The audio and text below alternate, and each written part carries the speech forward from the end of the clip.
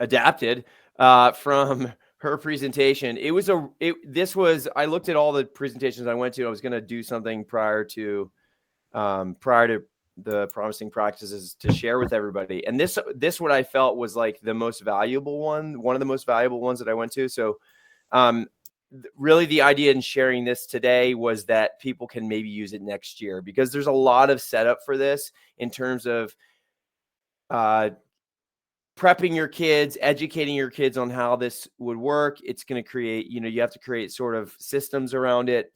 But I thought this was very valuable. Um, so I'll just get into it. So here's the context. So Alicia Farmer, she teaches 6th grade math. She has 45 minutes with students, but she has 70 students in a classroom, which I was like, that is unreal.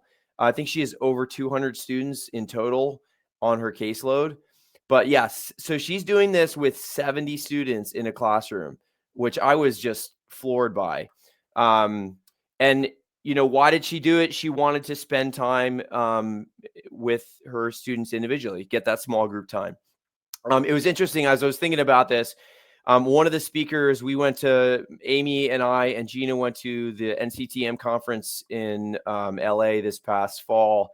And one of the speakers was Marilyn Burns. And if you know anything about Marilyn Burns, she does a lot of elementary school. She has many books on mathematics.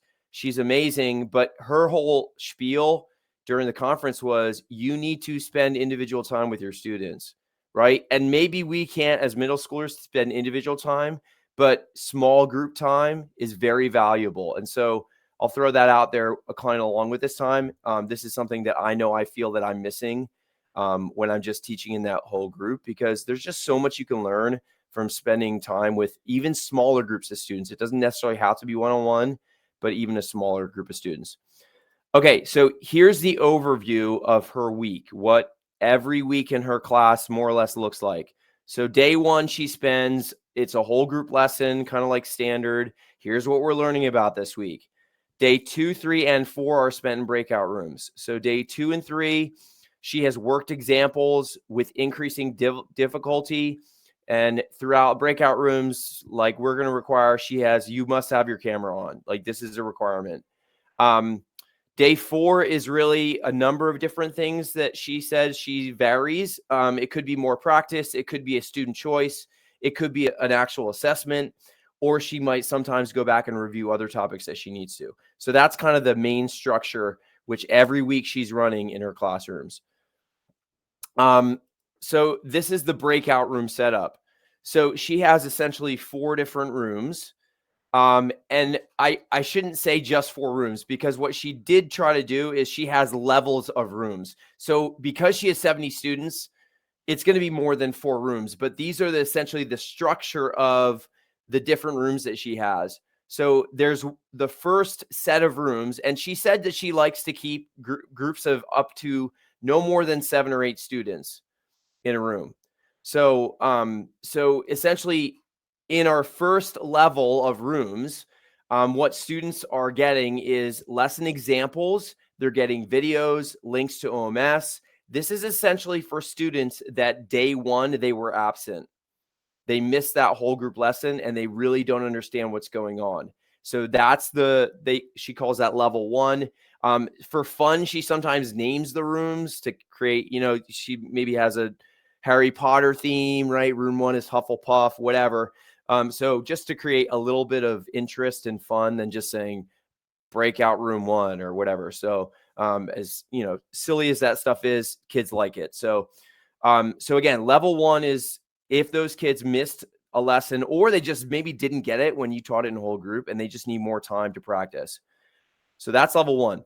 Level 2 is problems with an answer key. So specific examples from the lesson of problems the students can go through, and then an answer key in which they can check their work right after completing it.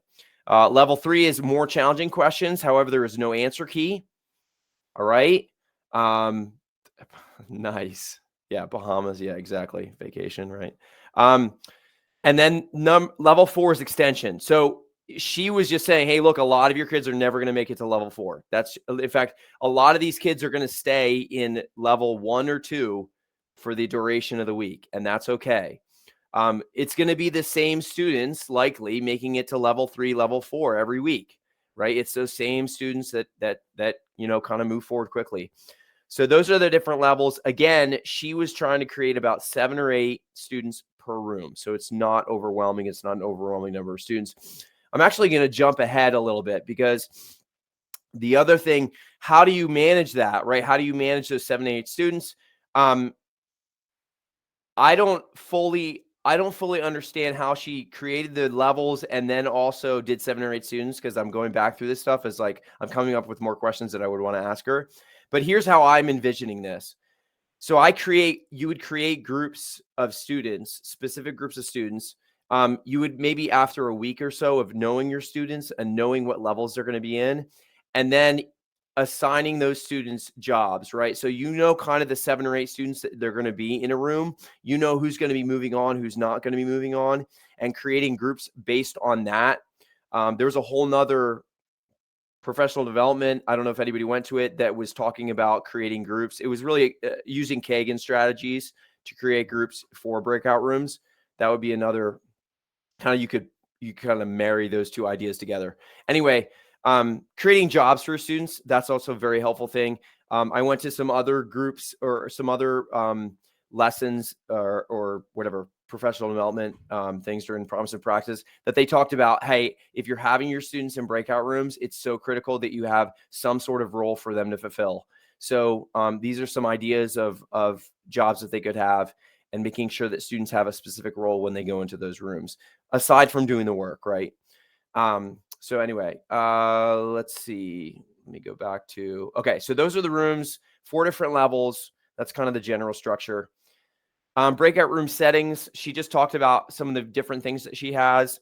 This is kind of basic stuff. So screen share on, so they can share their screen. They can play shared files, annotations. So this was interesting to me because I never really made the distinction between annotations versus the whiteboard setting. So annotations is they can actually, yeah, totally. Oh yeah, great.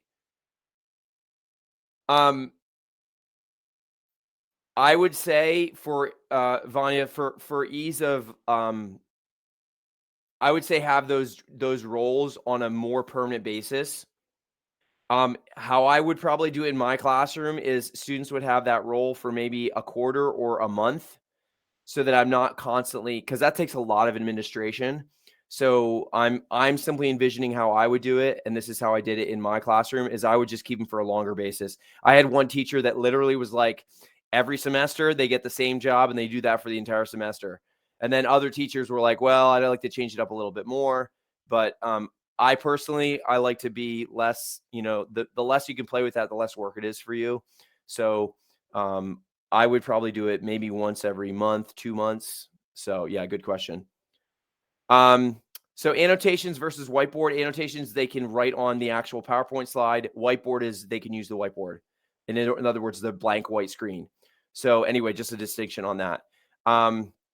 She has always record breakout rooms, and I've been trying this, and maybe someone can jump in and I've clicked the initiate recording in the settings. There's a button that says initiate recordings, but when I go to breakout rooms, it does not turn recording on. So I'm not sure what that button is for. Does anyone know about that?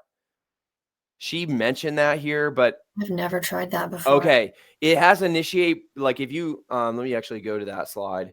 I have screenshots. I don't think I have that one. If this one. Let students record if it's not on, but if it is on, if it lets them record. Okay, that's could what be I was thinking. That makes sense. Yeah. Okay. So that would be, so that maybe that, so my thought would be, because I've been clicking that, but then nothing, I've gone into the rooms. I'm like, oh, expecting recording to be happening. Doesn't. So then that would be a good job for someone to have, right? You're, and one of your responsible students, right? Hey, I have the recording on. Go in. Your job is to initiate the recording when you jump into your breakout room. It does prompt them to ask them a little bit into it, but it doesn't happen right away, which I wish it would. You know what I mean? Like that would be a great setting, but totally. Yeah. Okay, so so initiate recording. So that's something she does. I guess that would be a job, right? She probably has a student doing that. There is a timer. Like, hello, I had no idea that this was even a thing. There's a timer in the bottom left-hand corner when you create breakout rooms. I just had like totally not seen this. Oh my gosh, like And then it shows a bar at the top and shows us how much time. And at the end of the time, it literally takes you all out to the main room. So it's great for a teacher. For me, yeah, it's so helpful, right? I didn't even I wasn't even aware of that. I think it's been around for a while, but for some reason I never. It was around at the beginning, but it was Okay. automatically set for 10 minutes or something. Got And then it. now you can edit it. But Yeah, and you can. they changed it. I love it, and you can add time, right? So Yeah. if you can add time and change it, which is great, right? Because inevitably you might need to change that. So that was another thing that she does. She adds the time in so students can see it. Yeah, so you can change it now. Yeah, you can change if you need more time. You can go back that. All right. What other settings? So she timer, record breakout rooms. She actually on occasion will turn off the chat if she wants to force students to get on the microphone. So she will eliminate the chat feature in breakout rooms on occasion if they're doing an activity in which she really wants a dialogue. So just some thoughts about that. Room switching, you can turn that on or off throughout the breakout rooms. That I did not know. So that's one of the features that actually you can kind of change while you're in breakout rooms. And then she clears breakout rooms every Friday. So she doesn't clear the rooms every day. By Friday, she clears out all the stuff, how you can clear out chat and everything in breakout rooms. Okay. So those are the breakout room settings. Now, all that said, I don't know if anybody knows. I assume we're not using Neuro next year, but I don't really know. I don't know. So, okay. Blue button. Okay. So I have no idea what that is. And so hopefully they have better features than Neuro. I can't imagine it could be worse than Neuro. So, so we'll just have to see what that is. All right. So the next thing she talks about is the big thing here for doing breakout rooms is just setting expectations. As you know, setting expectations is just such an enormous thing for being successful. Yeah, exactly, Susan. Right. At the beginning of the class, she goes over this, what's called helpful versus hurtful. And she asks the students, hey, if you're in a breakout room, let's identify some things that, first of all, what does a successful breakout room look like? And then let's identify specifically what are helpful and hurtful actions. And I think what's important here is understand that some students will very clearly understand what some of these things are, and other students won't really understand that certain behaviors are hurtful or helpful, right? So it's a good class to class discussion, not just coming up with, here's my expectations, but actually throwing out to the students and saying, hey, what actually bothers you? Like, what do you find helpful? What do you find hurtful? Because it's different for every person. So throwing that out there. Absolutely. Yeah. Beginning of every year for sure. And maybe even again at the quarter or semester. Definitely a good thing to have discussed. Here, her expectation slide. This was kind of like, she puts this slide up in her breakout room every single time, every day they have class. So she has the goals for the day. She has the general expectations up, which they have. She has kind of like, hey, here's our lesson objective. And then if you finish, right? So the next steps. So she has this on display every single time. She said at the beginning of the year, the students would have this up and literally call her in and say, hey, what do we do today?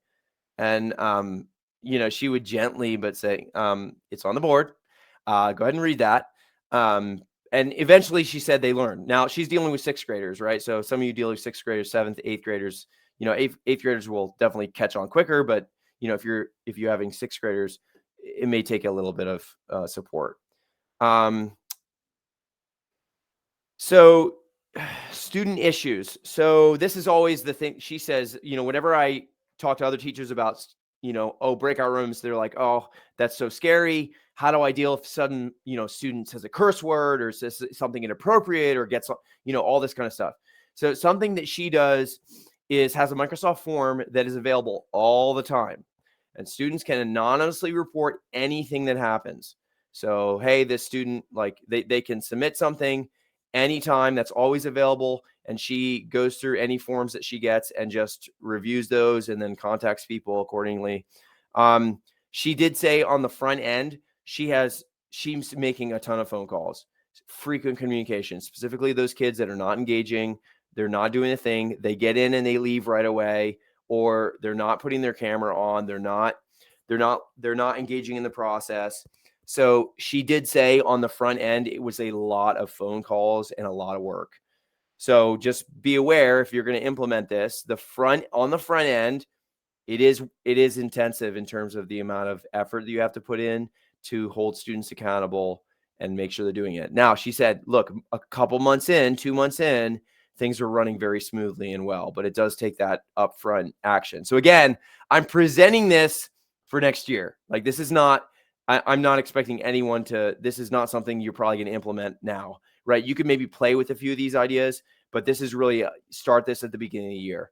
And then she also just says, hey, return to those expectations, right? So go back to those expectations that you set, have conversations with class if people aren't following directions.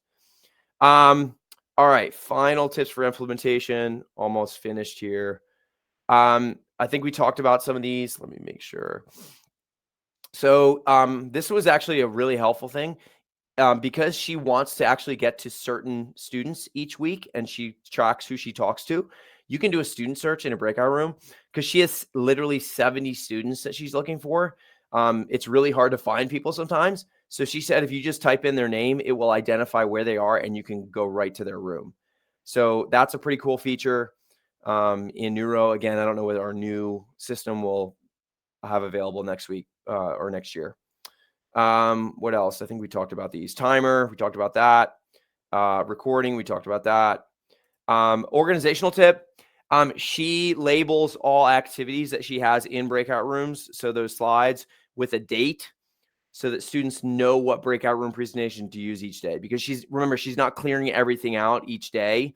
She is leaving everything in for the week and then clearing it out at the end of the week. So just having a date, so Monday's date, whatever, and having those labeled so students can find what they need to throughout the week.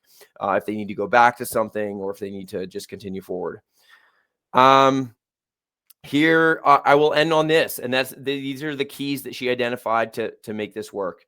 Number one, build and return to behavior classroom expectations. Always have it displayed. So again, just frequently talking about, hey, here are the expectations in my classroom. If you're not meeting those expectations, it's a phone call home. We need to make sure everybody's on board with that. Number two, have realistic expectations as a teacher. You cannot get to all students, particularly if you have 70 like she did, but that's not going to happen here. But you're even with 20, right? You're not going to get to all students in one class period. You know, pick out, hey, I'm going to try to get to 5 students today, right? Or have conversations with 5 students or 7 students, whatever you think is manageable. She said, the other thing she said, hey, look, if you're going to run this, it takes months to get it up and running smoothly. She was very clear that there were periods of time at the beginning of the year where she was like, pulling her hair out. Like, I don't know, maybe this was a terrible idea. I don't know if this is going to work. So now, she presented this in February and now things are running very well. But she did say, hey, look, buckle up. It's going to be a rough ride to begin with. Number 3, make phone calls. So again, just frequent communication with families to let them know, and showing students, look, I'm going to do this thing and you need to get on board with this activity. So this is how we're going to run this classroom. So, you got to get in line. Number 4, giving students time to get used to the routine. Same thing. And then number 5, building accountability. She said, providing choice, right? That's helpful to students. And I actually kind of added this in, just complete 5 activities of these by the end of the week, right? So allowing students to, hey, here are all the things that we should be doing this week. I want you to pick 5 of them, right? Maybe you have 15 choices, 10 choices. Say, hey, you got to do 5 of these things, right? And you can manipulate those. I'm sure all of you have seen, a choice menu at some point in your career, but yeah, making it available for them. I'll take questions now. Any specific questions about that? Keeping it brief. I have a joke before you leave, friends. So I have a like I do my regular. question. Yeah, go ahead, Susan. Going back to that number 2, where, maybe you pick 5 students. If they're in a breakout room with other kids, what does she do? Pull them to another breakout room to have a discussion with them? Yeah, so she could pull them to another breakout room. She might have generally what she did was could just go into those breakout rooms, and have conversations with groups of students. Okay, so it was a group discussion, but occasionally, yes, she would pull people to individual breakout rooms and have individual conversations. What she said, actually, the most of the time that she spent, let me go back to the when she has her 4 breakout rooms set up, she's spending most of her time in room 2. Rooms 1 and 2. So she's kind of like reiterating lessons, going through the basics with those students, and then maybe spending a little time in level 2 with just going through some practice problems with students. But that's where she's spending the majority of her time each week, and hitting.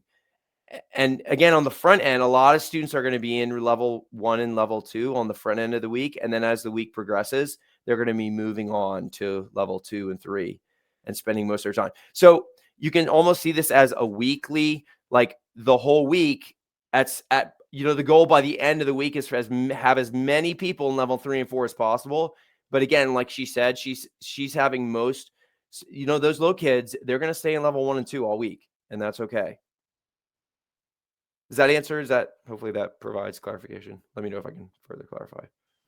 Yeah, that makes sense. I struggle with breakout rooms because even with, the very few that we have compared to hers, I don't trust that the others are doing what they're supposed to be doing, because even in my main room, they're not doing what they're supposed to be doing with me with them.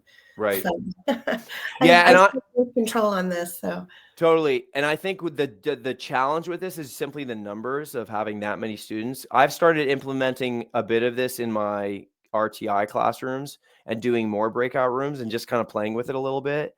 And honestly, what I found is that, number one, I give people 2 choices. I let students either work individually or work in groups.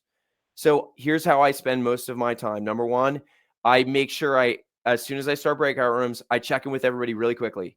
So, hey, get your screen share. Hey, make sure you're doing it. And then they're into Desmos, so I'm watching who's making progress, who's not.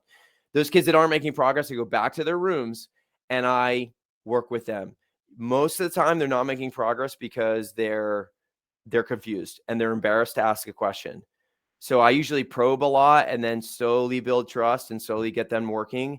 And then I say, hey, I'm going to come back and check on you in a little bit. And then I spend the majority of my time with those kids, just checking in on them and maybe just sitting in their room quietly, having my video and camera off, but I'm there. So they have that accountability. And then I have a few groups in my RTA classes that like to do group work.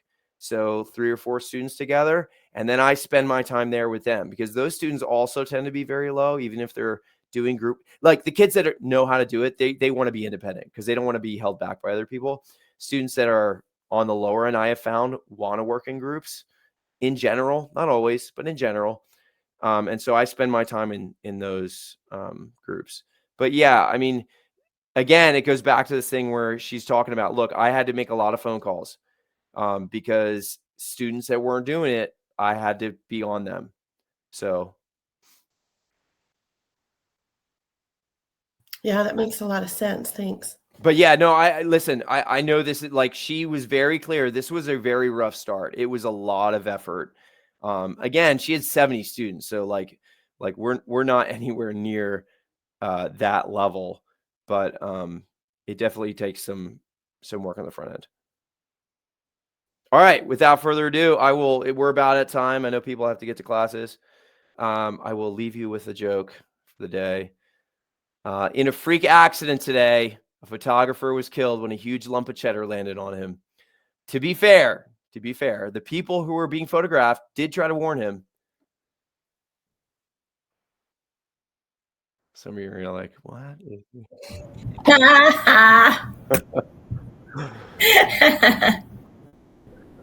I know, everybody. I know. I read this at first and I was like, wait a second. Oh, that's great. Oh man, that's so good. Okay, I'm still waiting for the next slide. Susan, what do you say what do you classically say when you're taking a picture to make you smile? Oh, duh. I say like, With my grandkids, I say different things to make them laugh. So I'm like, Okay. All right. girls are stinky. Or All right. Hey, thanks for being here. Have a great rest of your day. Thanks, Daniel. That was great. Yes. Okay. All right.